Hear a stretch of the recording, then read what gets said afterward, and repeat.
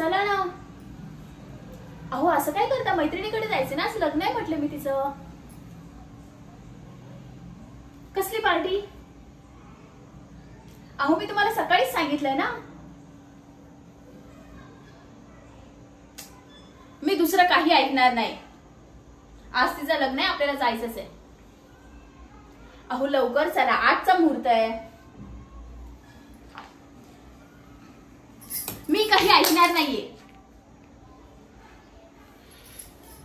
असं काय करताय तुम्ही? मी सकाळी सांगितलं होतं ना की संध्याकाळी लवकर या, आणि आलात लवकर, तर आता पार्टीला जायचं तुम्हाला. मी आत्याला सांगेल.